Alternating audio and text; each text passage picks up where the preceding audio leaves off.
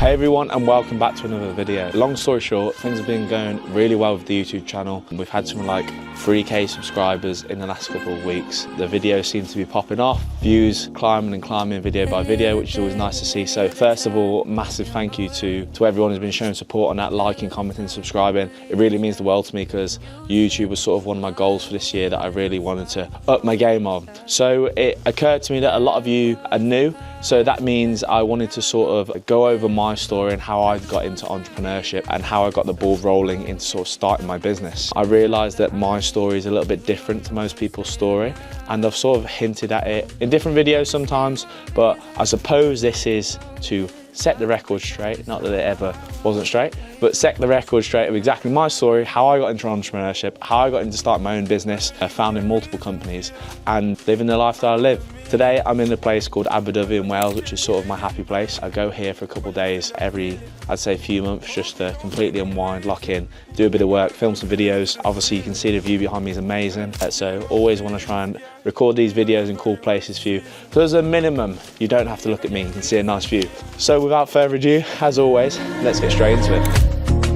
I know you got your reasons, yeah. I know the meaning. So I guess the easiest place to start for me is what I call the catalyst, the injury and the pivot to business. So what was that injury? So essentially I played rugby and I still play rugby now all my life, and played for a team called Leicester Tigers. So moved away from home when I was 15 years old to go and join their senior academy. And at the time, I believe it was like the only full-time rugby academy in the country. So just, if you're not a rugby person, I suppose Leicester Tigers could be compared to the Manchester United of the rugby world.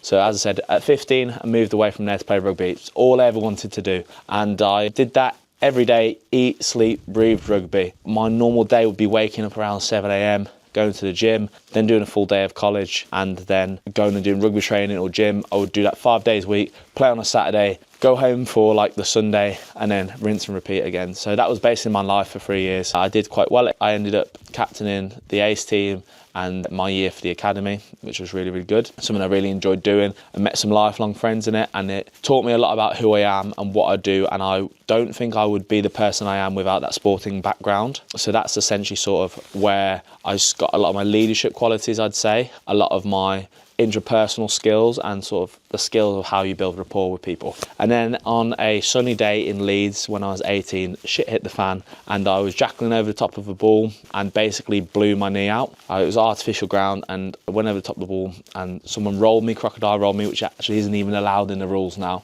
and I snapped my knee out. So I did like my ACL, my PCL, my LCL, dislocated my knee, ruptured my hamstring, basically I had nothing left in my knee. And I went from me having dreams to be a professional rugby player one day to being called into an office the next day being told that it was likely that I wouldn't play rugby again. So obviously as an 18-year-old, when all you've done, as I said, is eat, sleep, breathe rugby for the last 7 years really, and in a professional environment the last 3 years, being told that all of a sudden you weren't going to be able to do that, obviously not a great time. Didn't put me in a bad headspace. I've never considered myself as someone who's dealt with any issues sort of mental health wise or anything like that, but I would say generally that is the worst point I've ever been in my life. So sort of from there, I went through that whole, I suppose, recovery process. I had a very good surgeon in London that I was lucky to have. He sort of saved my life for how I see it now.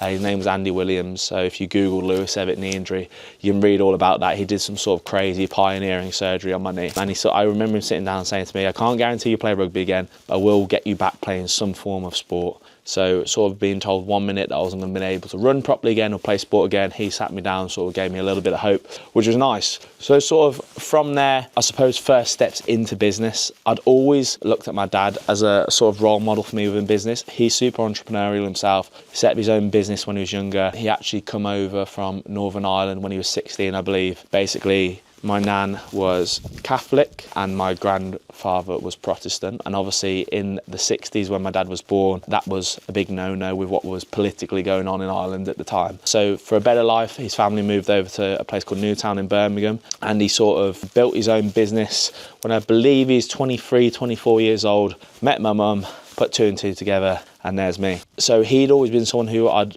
grown up looking at to advice, wisdom, running his own business, that sort of thing.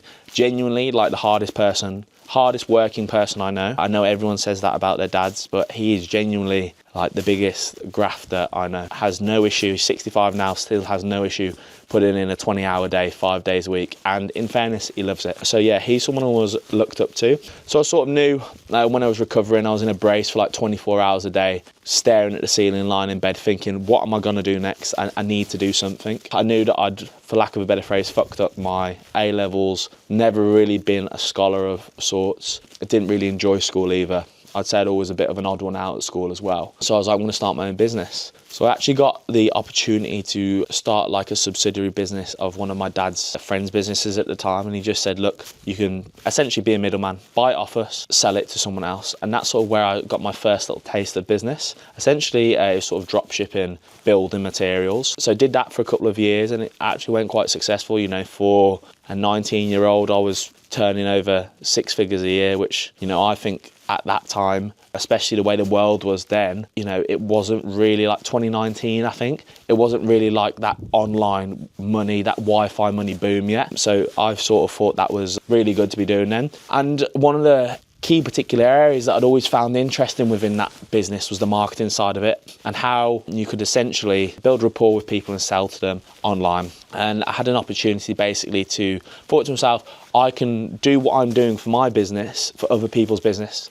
Just essentially that's what a marketing agency is, right? So I went on to set my marketing agency, Social 90, and we just started working with professional athletes. And basically my angle was I was going to work with professional athletes to help them build a life after sport. So basically to help mitigate what happened to me. So essentially they've got platform, they've got following, people know who they are, but they have no product or service to sell them. So basically we worked with some rugby players like Jabrant Grobler, who's a South African international. We worked with British and Irish Lion Alex Cuthbert, essentially just helping them with their social medias, helping them build a bit of a brand. So if worst come to worst, they got injured or they left the life of rugby, they had a personal brand to go and build, go and sell their product or service, whatever they went into next, essentially giving them a bit of a head start into that entrepreneurial journey when they left the life of sport. And we just started charging sort of £200, £300 per month, nothing crazy at the time. But again, for me, we had like 5-6 clients on board. I was earning, again, really good money with great profit margins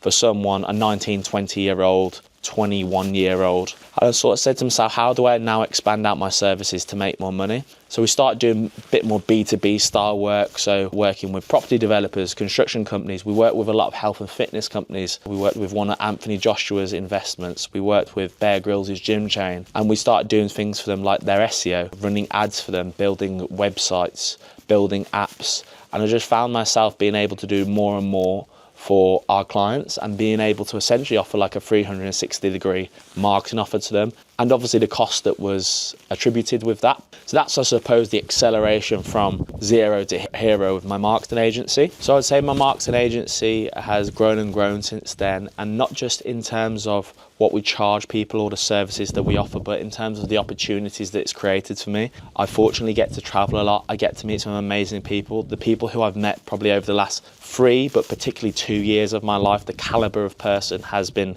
insane. People who own household names, people who work with household names, people who've given me opportunities to be in rooms that I have no right to be in. And that essentially is the freedom of entrepreneurship.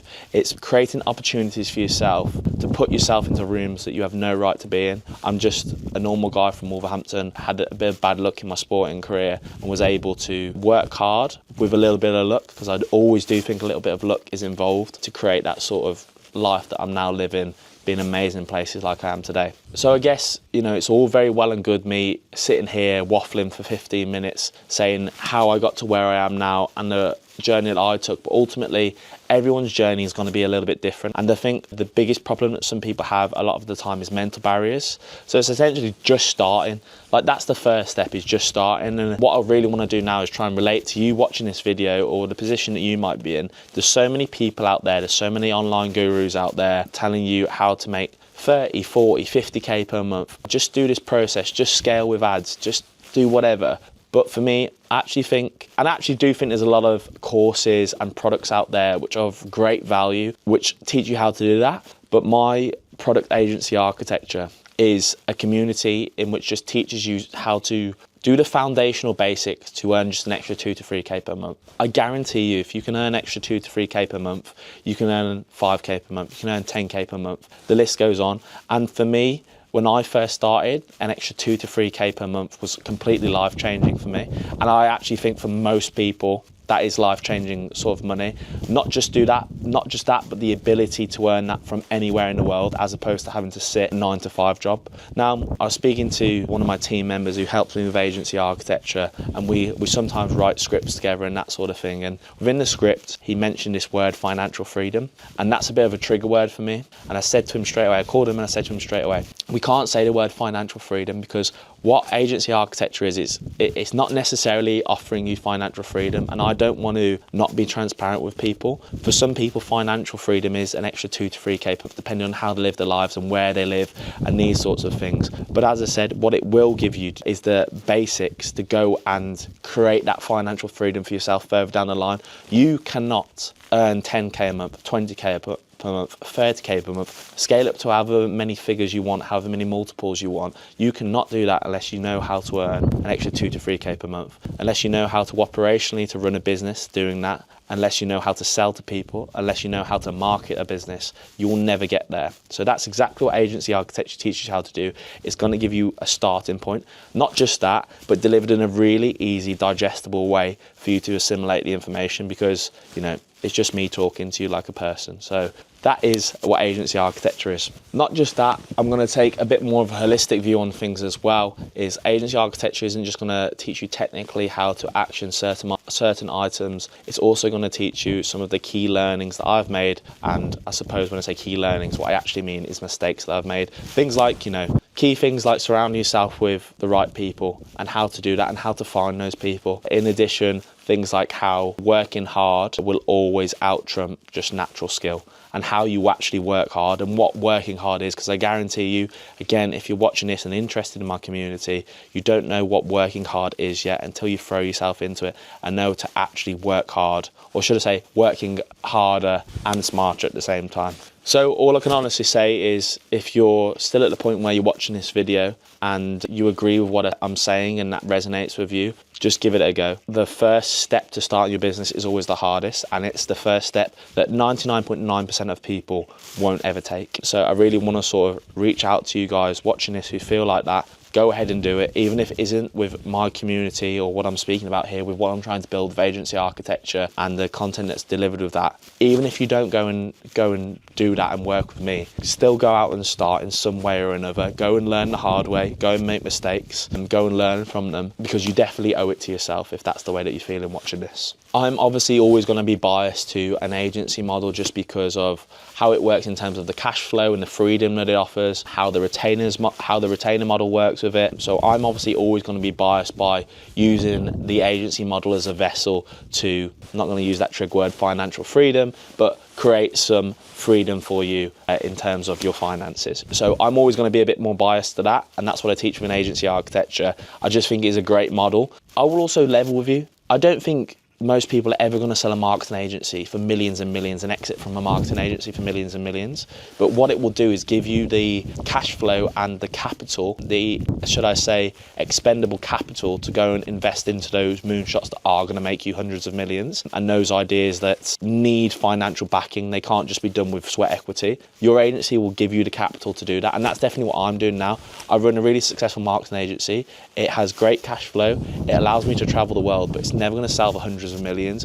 But what it does do is it's given me the capital to be able to put into those $100 million or pound moonshots, projects like Drink No Way, which I've spoken about before on my channel. So that's obviously why I favour the agency model a little bit, and I'm a little bit biased to it. So if you are watching this and want to make a bit of a change within your life, the final piece of advice that I'll give you is life is too short to not take action. Please go ahead and click on the school link in my description of this video. Join the community. It's completely free of charge at the moment. Book in a call if you'd like to do the full course and work with me. I would love to have you on board. All I want is people who actively want to make change in their lives. Don't book a call, don't join a community if all you're going to do is just be a bystander in life. I want to work with winners, and I believe that's the mentality that you need to be successful in this day and age, because there is so much noise. You need to make sure that you can stick your head above the crowd. So I've been building agency architecture behind the scenes now for like 6 months. We're really now starting to push it and take action with it. And if you think that it sounds like something that's going to suit you, I'd love to work with you. So as always, please like, comment, subscribe on this video. I am trying to push out a mixture of lifestyle vlog videos, informational videos, and then just videos me shooting the shit with you, talking to the camera, because I just want to be honest and genuine with you, and to be honest with you, just help you as much as possible, even if we don't work together. So thanks guys, and I will catch you on the next one. I know you got your reasons, yeah. I know the meaning.